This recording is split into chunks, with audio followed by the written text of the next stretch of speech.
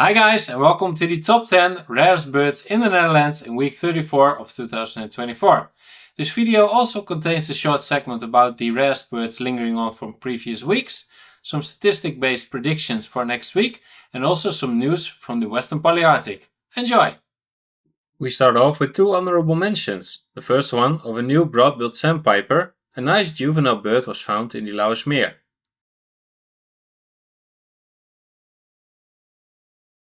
The second of the first ever August record of a little bunting, which was sound recorded at the Maashorst.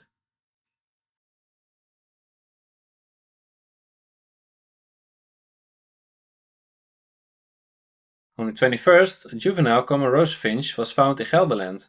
Common rosefinches are always rare inland, but a juvenile during fall migration is even more special.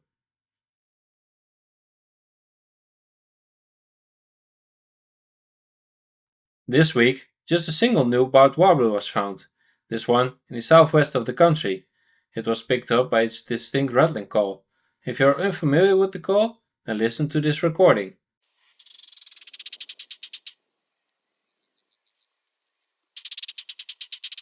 The sole aquatic warbler, which could well be the last of the year, was found at Reewijk. It is interesting to see the same areas are used year on year. This wouldn't be so strange if it concerned the same birds returning to the same spot, but as most are juveniles, without any adults present, one can only wonder how migration works and how the species is able to find the same locations each year. Although, when areas aren't as suitable as before, like the Eemshaven, Makkum and Lentevreugd, the species isn't found there anymore. In my last video, I told you about the remnants of Hurricane Ernesto hitting Europe. I predicted that maybe some Nearctic waders would show up, which happened, but more on that later in the Western Palearctic segment. I also told you about the possibility of an American yellow warbler, but I forgot to mention seabirds, as a storm from America in late August gives a good chance to see adult sabine skulls in the Netherlands. This week, two adults were seen, one past Vlieland and one past Kamperduin. Another seabird that was seen in spectacular numbers while Ernesto passed were Balearic shearwaters, mostly seen flying past the Waddenijls. As the species has become far less predictable, I don't have this species in my archive. Now a short segment on the rarest birds lingering on from last week. Still present was the Turk sandpiper at the tidal mudflats of the Waddenzee at Wierum, seen mostly roosting on the wooden poles during high tide. The buff-breasted sandpiper was last reported on the 22nd. It had the habit of only being present in the area during the middle of the day, from about 10 am in the morning until 6 pm.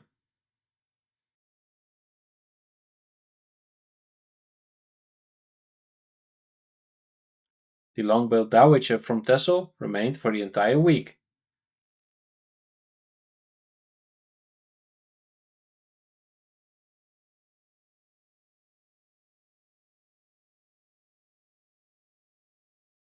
The American golden plover of Zeeland was last seen on the 20th. After the 21st, no lesser scorps were reported anymore. And the best bird of last week, the western sandpiper, stayed until the 22nd, making many people, even from abroad, very happy, but also some birders who were on vacation said that it didn't stay any longer. But it is entirely possible the bird will resurface somewhere over the coming days. On the 24th, a new Terek sandpiper was briefly seen on the Isle of Schiermonnikoog. This could of course be the bird from Wierum, as it is on the opposite side of the Waddenzee. But Terek sandpipers aren't that rare, so a new bird is also possible.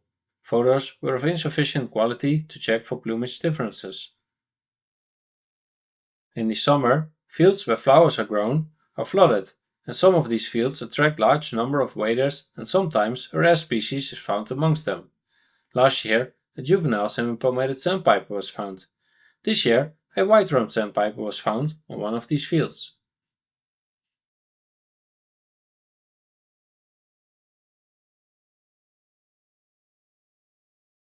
Then a short break to see which are the focus species for the last week of August and the start of September. The list is quite comparable to last week's list, with seabirds like Balearic shearwater and long-tailed skua, waders like dotterel, buff-breasted sandpiper, pectoral sandpiper, red-necked phalarope, and the rare great snipe, and the typical species that can be found while wandering through fallow fields or dunes, like tawny pipit, wryneck, barred warbler, and ortolan bunting. For the even rarer species, from now on, hooded and pedophile warblers can be found, and also still the Phylloscopus species like greenish warbler, western Bonelli's warbler, and Arctic warbler. August has also delivered 2 out of our 6 red-tailed shrikes, so don't forget to check those shrikes. In my last video, I told you week 34 would be good for, amongst others, Citroen wagtail. I couldn't predict that the sole record was found on one of the inaccessible warden owls. 3 temporary wardens noted the bird in a group of white and yellow wagtails. Luckily, later they could get a photo showing some key identification features like the striking 2 wing bars and the complete lack of any yellow on the underparts. Diederik Kok, one of the birders with the highest total of rare birds found this year, added a lesser yellow legs to his self-found list of the year. And I say of the year because he found the species before. This bird was found at a large distance in Flevoland and was picked up in flight when a group of northern lapwing and ruff took to the air. Here we have a photo by Diederik. Can you spot the yellow legs? Note the white square rump patch. Lesser yellow legs is a species still missing from my archive, and as there is a good chance it won't be reviewed that much longer, as it is now on average seen at least 2 times each year, up and until 2023 there were 55 records since 1995, and depending on the amount of accepted records this year, which is depending on whether how many observations our committee deems the same bird, this could happen sooner than later, which is why I would love to get a chance soon to film this species. And before we go to the number 1 species of the week, here are some highlights of the Western Palearctic region. In the prediction segment of last week's video, I mentioned how the western owls could potentially strike gold with a yellow warbler. That didn't happen, but instead a spotted and 2 pectoral sandpipers did land. On the 24th, a group of 3 Tibetan sandplovers together was found in Israel. The number of records of South Polar skua in the Western Palearctic is increasing with the day, with multiple birds seen in Ireland, Britain, France and Spain. This week, the Citroen wagtail wasn't the only bird found on an inaccessible island. On an island a bit further east, the second greatest sandplover of the year was found. Luckily for us twitchers, this wasn't a Siberian or Tibetan sandplover, as it would have been a shame if the first record of one of these wasn't twitchable, like what happened to our first bimaculated lark.